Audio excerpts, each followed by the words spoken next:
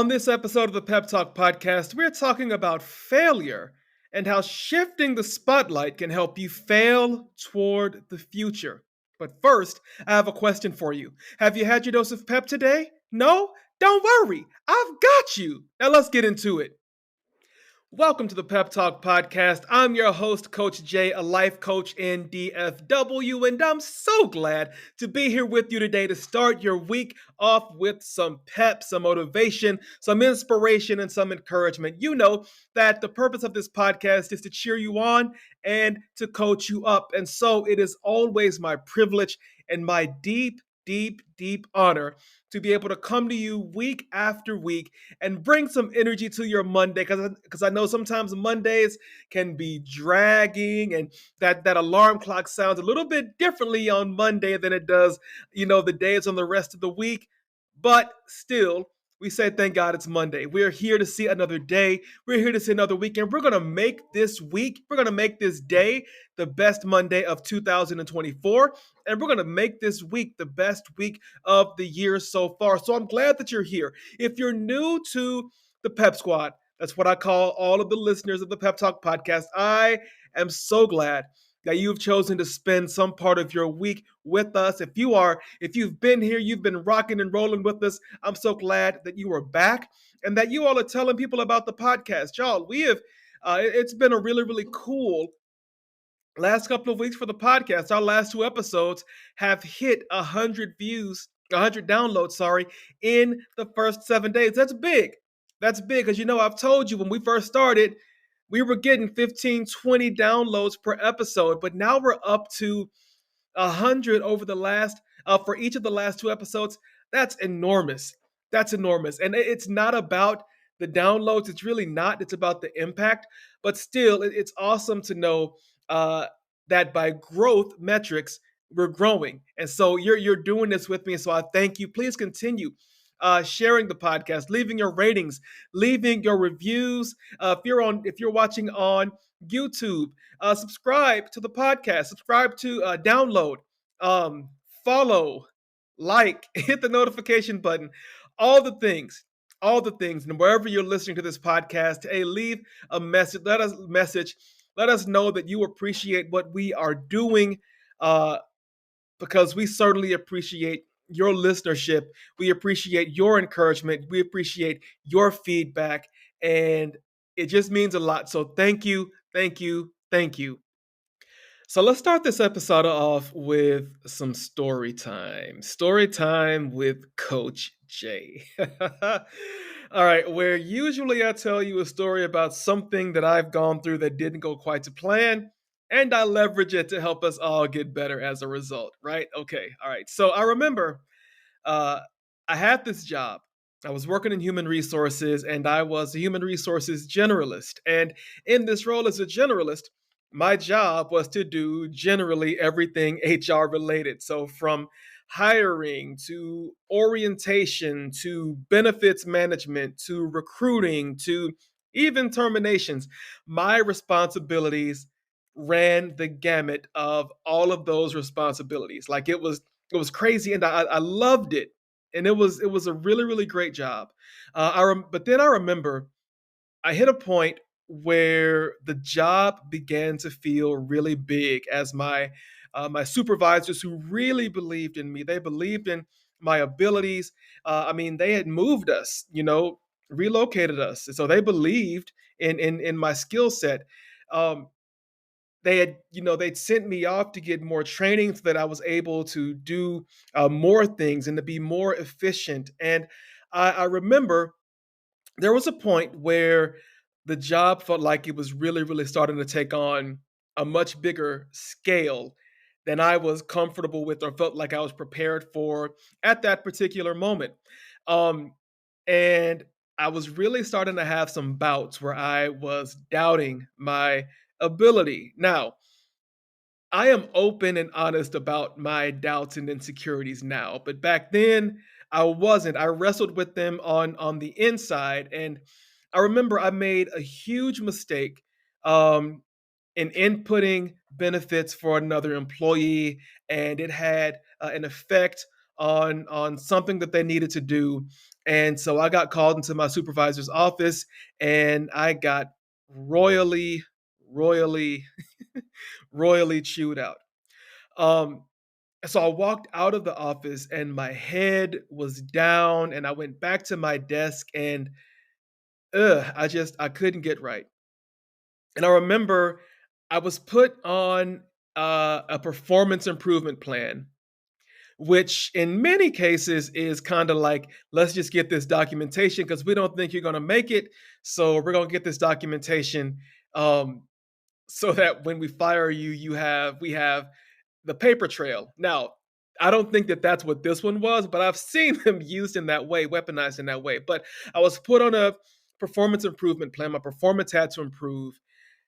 And in my brain, it was like I had already been fired. Like I felt like everything that I did from the moment that I'd been called into my supervisor's office and gotten that stern reprimand, I felt like I was being watched closely.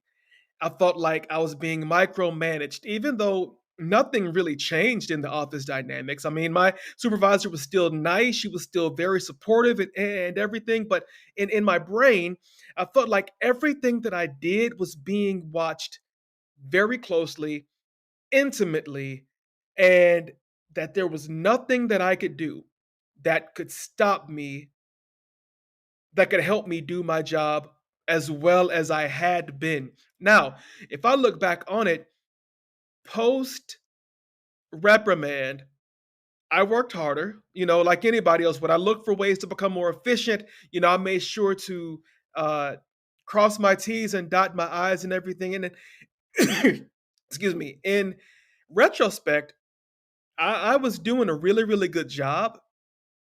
However, in my head and in my heart, I felt like I was not living up. And so at any point, the axe was going to come down on my head. I had already succumbed to what I expected to be a termination of failure. Like I knew that that was coming.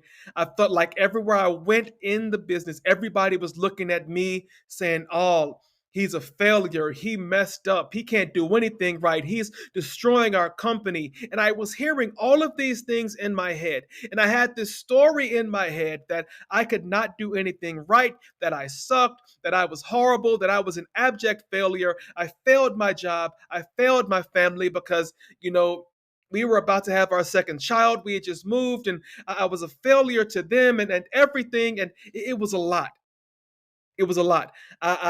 It got to the point where I would get up and I would, even think about going to work, and I felt nauseous.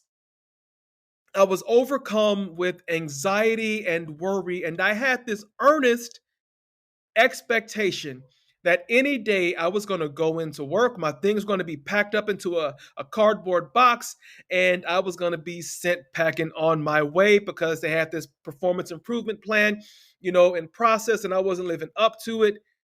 And here's the crazy thing. I had even been called into my supervisor's office and told that my performance was exceeding what they wanted.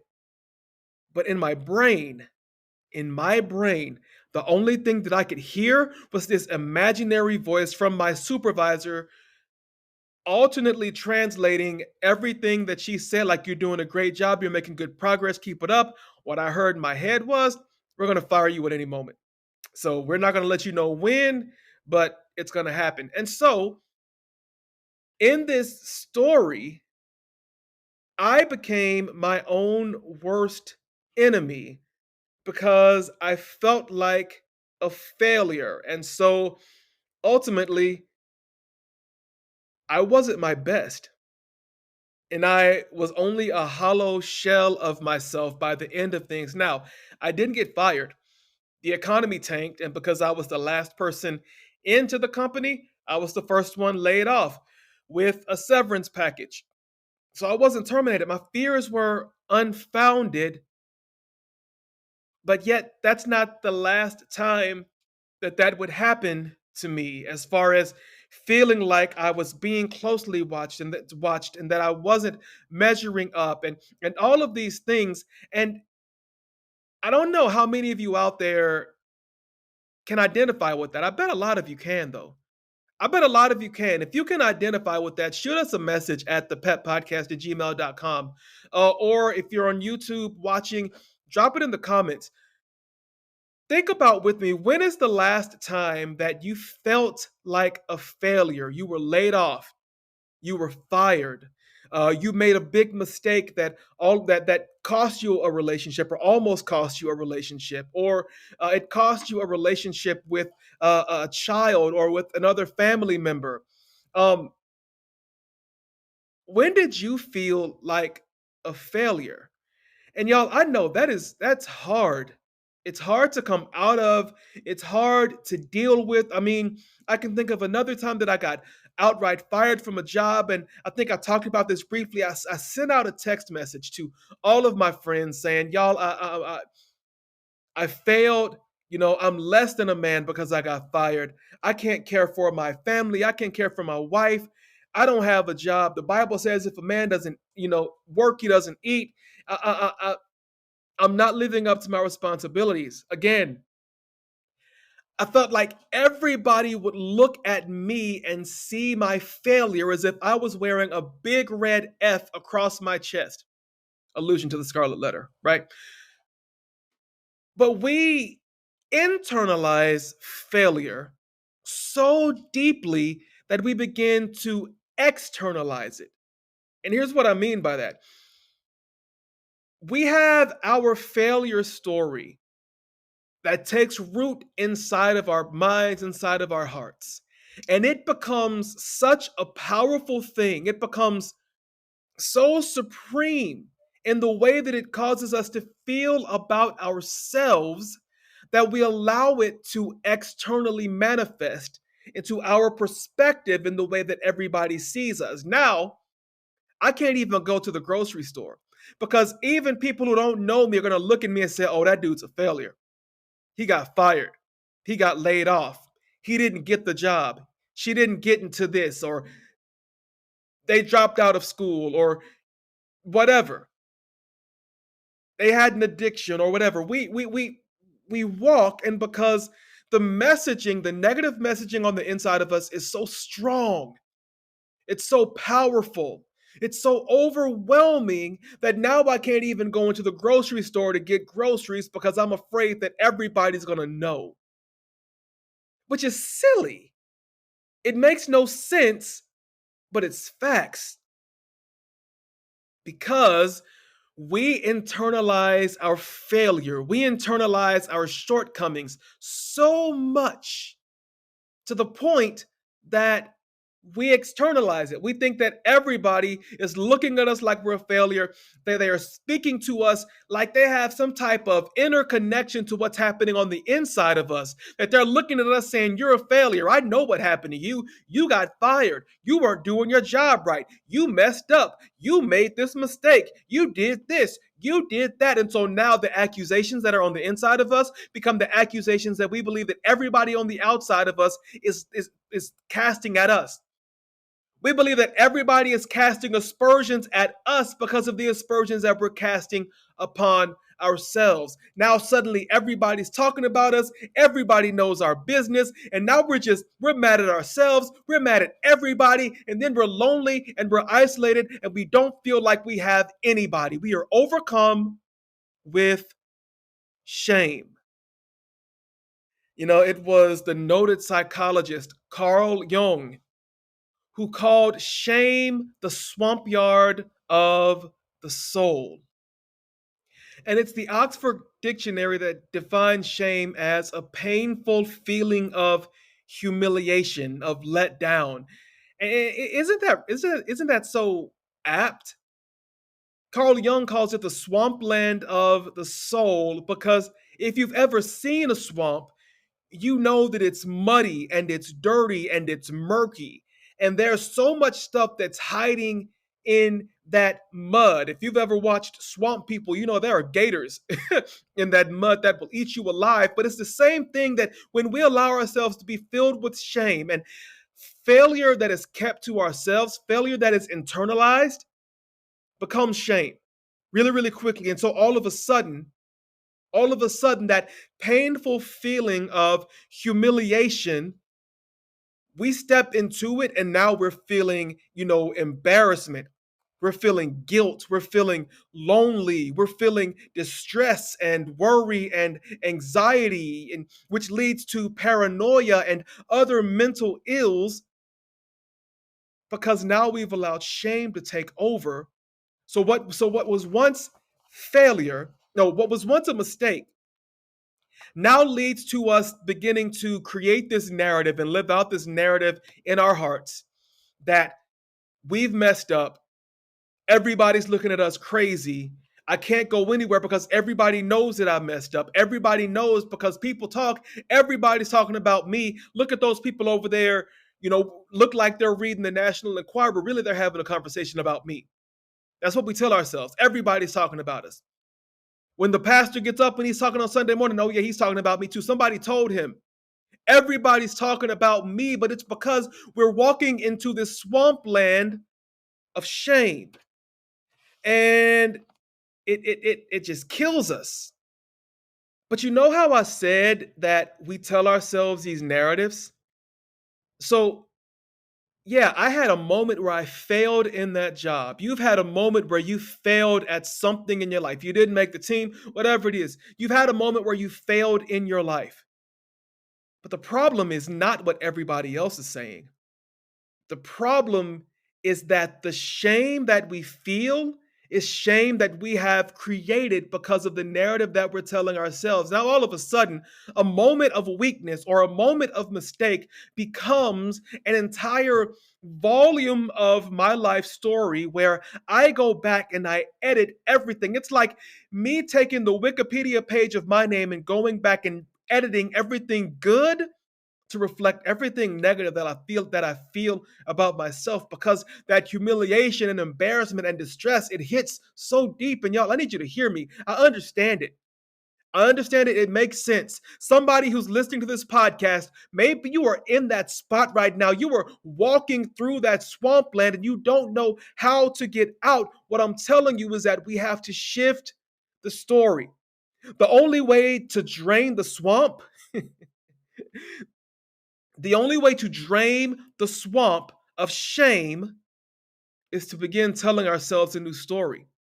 And it's in that way that we begin to fail toward the future. But if we're actually going to be able to do this, then we need to talk about shifting the spotlight. So let's talk about shifting the spotlight. All right, so back in 2000, there was this term that made it into the journal, The Current Directions in Psychological Science. And it was from psychologists Tom Gilovich and Kenneth Savitsky. And the term that they coined that is so key to this conversation on failure, oh my gosh, is the spotlight effect. Now, you may be asking, yo, Jay, what's the spotlight effect? Well, I'm about to tell you, and it's going to make a lot. It might be a key. Like, you may get your breakthrough just right now, and you may just be able to cut the rest of this podcast off and just keep going. Like, seriously, it's good stuff. But listen to this. The spotlight effect is a feeling that we're being noticed, watched, observed, and more importantly, judged much more than we really are. Because we are the centers of our own world, we believe that we are the center of everybody else's world as well. Wow. And so here's what they did. They did a study with, I believe, some Cornell University students. I think I'm right. And they teamed up with some more people, and they had a bunch of students, and they had them to do an activity where they estimated their abilities through the eyes of other people based on their physical appearance, their athletic accomplishments, and how well they played a video game. And what they discovered was to a person, all of the participants constantly overestimated the extent of their strengths and weaknesses through the eyes of other people. What does that mean? That means that we always think that other people think more or less of us than we think of ourselves. Let me say that in another way because I don't think that was clear. Okay? So the spotlight effect says that because we are the center of our own universe, We automatically assume that we are the censor of somebody else's universe. That means that when I'm thinking negatively about myself, then I assume that everybody else is thinking negatively about me. That means that when I am super happy with myself and I feel like I'm the best thing since sliced bread, I believe that everybody else looks at me with that same sense of accomplishment. But when I'm walking through that swampland of shame, and I feel humiliated and embarrassed, I believe that other people are looking at me, paying attention to me, and they are judging me equally, if not more, in a detrimental way. So, how do we fix this? Like, how do we fix these feelings of failure? How do we get out of this swampland of shame? Gilovich and Stravitsky just told us we have to shift the spotlight. Because remember, just because you are hyper focused on your failures or hyper focused on your successes, that does not mean that everybody else is. Your mom might congratulate you, your wife and kids may be happy, but in the grand scheme of things, people are too wrapped up in their own lives to be paying attention to yours, to be paying attention to mine. And I know that that can be a hard thing to understand, but Tim Urban of what's the name of his podcast? His blog is called Wait But Why. Okay. Um, he put these images up that I think explains the spotlight effect so well. And I'm going to put them up on the Instagram at underscore JB Speaks on Instagram. But it's two pictures. And in one of the images, it is a bunch of stick figures. And in the very center of the blob of people is one person, and there's an arrow that says, "That's you." Everybody else in the circle is looking at that one person. And that is the perceived image because there's one person in the center and they believe everybody's paying attention to everything that they do. And isn't that true? Isn't that us? We think that people are just everybody's automatically paying attention. Everybody's not automatically paying attention to you. There are people who are watching you, but those people don't constitute the masses. They don't.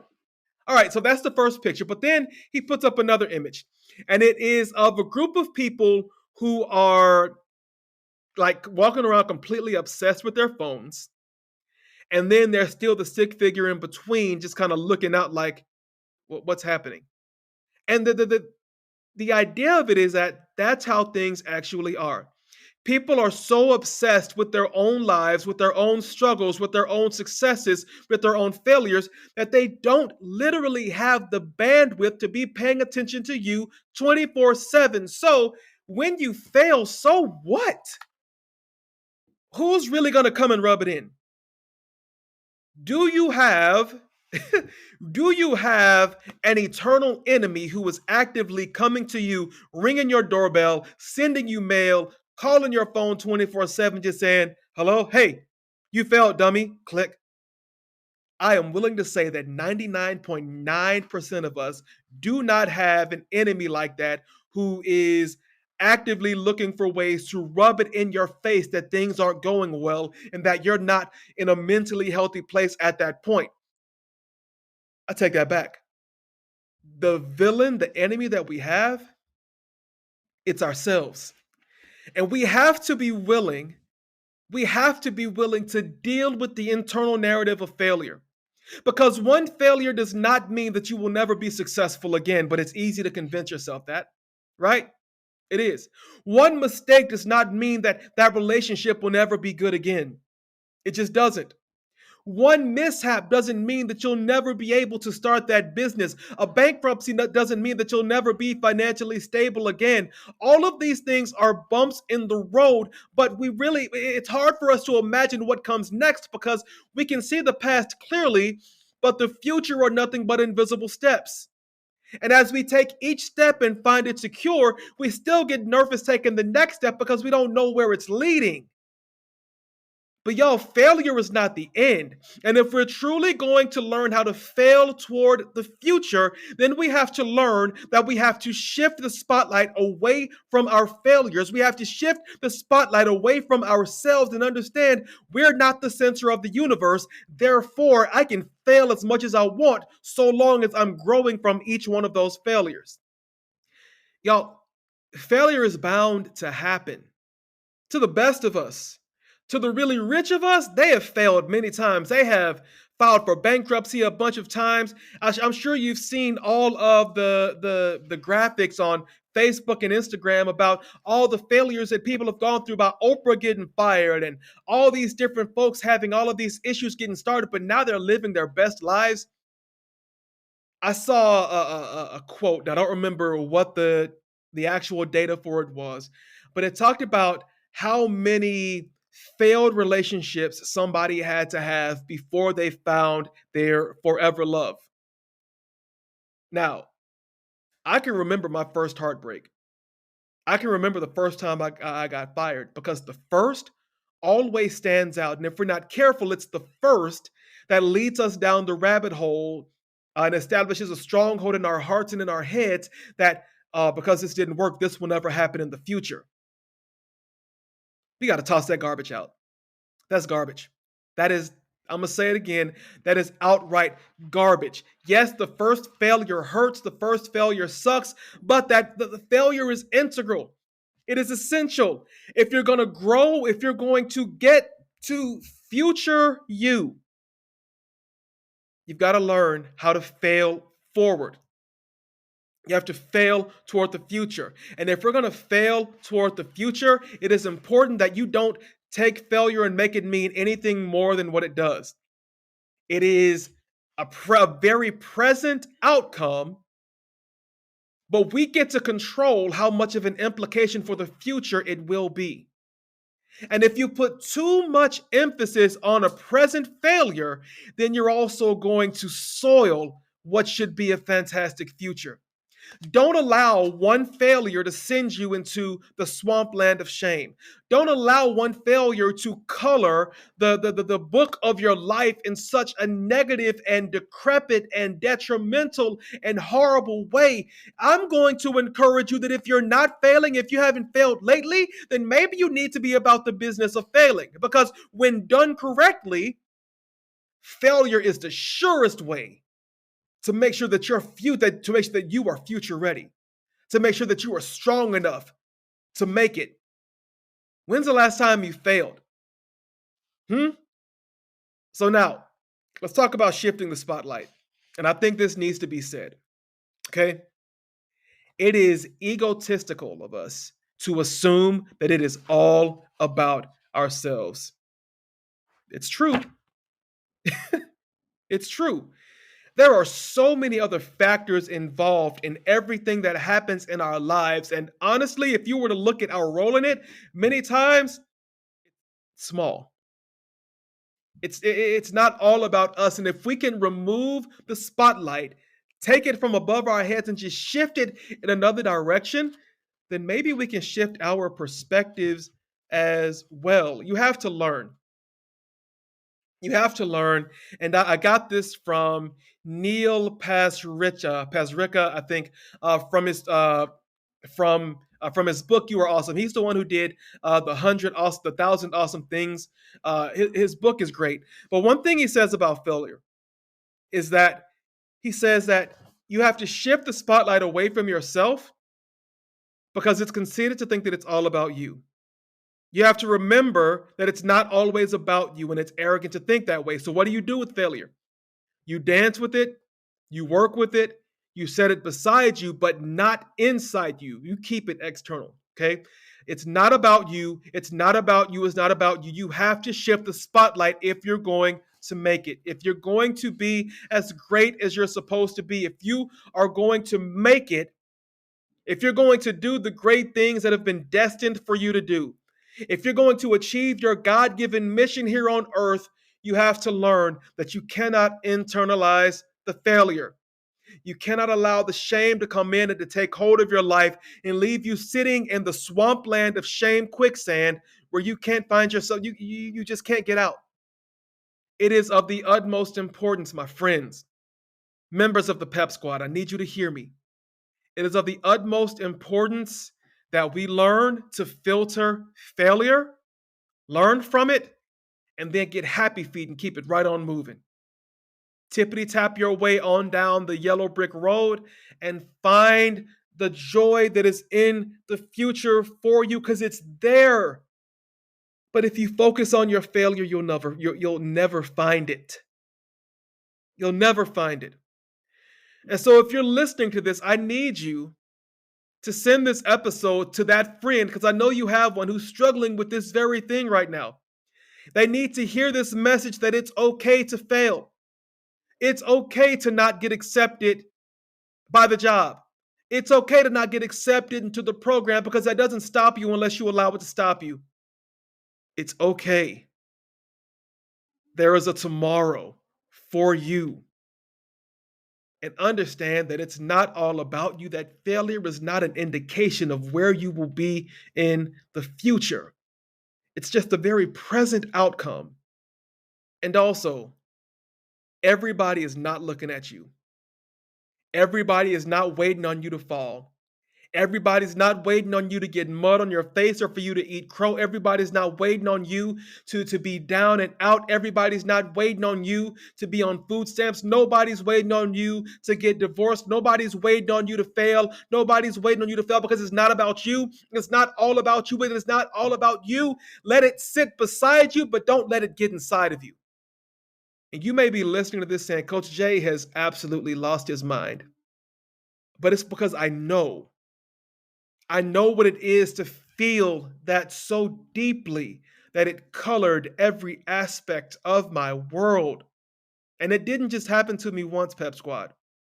It's happened to me a few times where I've allowed failure and those feelings of failure to almost cloud my future. But now I can talk to you and I can tell you what I've learned so that you can take what I've learned and apply it as wisdom to your life so that you can be better than me and that somebody else can be better than you because a rising tide lifts all ship. And I'm rising and I want y'all to rise with me. I want us to rise together and help as many people rise as we can because that is what we do in the Pep Squad. We're hope dealers. And I love you. And I believe in you too much. Listen to me. Please listen to me. I believe in you too much to let you stay where you are. We cheer you up on, and then we coach you up. You're great as you are. Even as you may be dealing with feelings of failure and feelings of shame, you're great as you are. You are awesome. But there's the next level. There is another step to go, another rung on the ladder to climb. And I need you to get there. So we can't dwell on our failure, y'all. In 2024, we're going to fail. We're going to make missteps. We're going to have mistakes. Some of those are going to cost us big. Some of those are going to cost us a little. However, we're not dwelling. We're not going to sit in the swampland. We're not going to allow shame to sink us. We're not going to allow our failure to keep us tripped up. No. We're going to keep moving. And I'm going to remind you about that every episode because it's going to get hard sometimes. But you can always come back here to the podcast and hear me remind you to keep going because you were meant for so much more than you can even imagine right now. And I believe in all that you are destined to become. I believe in the impact and influence that you are destined to make. And I need you to believe in it too. Because that's what we do. That's what we do. Y'all, as we end this episode of the podcast, I need you to remember you're awesome. And if nobody's told you that to start your week, let me be the first to tell you you're awesome. You're talented. You are a gift. You are a present to the people that you're around. You are a dealer of hope. Your life and your light makes it possible for others to feel comfortable shining. So shine, shine, shine, and more shine. All right? This has been episode 22 of season 2 of the Pep Talk podcast. I'm your host, Coach Jay, a life coach in DFW. Thank y'all for hanging out with me today, and I hope to see you next week. Have a great week. And again, let us know how you liked the episode. Drop us a comment on the Instagram. Send us an email. However you want to do it. We want to hear back from you. Share this episode with your best friend, with your enemy, with your frenemy. Just let folks know. Let folks know that we're here spreading the pep every week, and y'all know how we end it. Keep it love, keep it light, and keep it peppy. Episode 22 of the Pep Talk podcast. Y'all be blessed, and I will see you next week. Peace.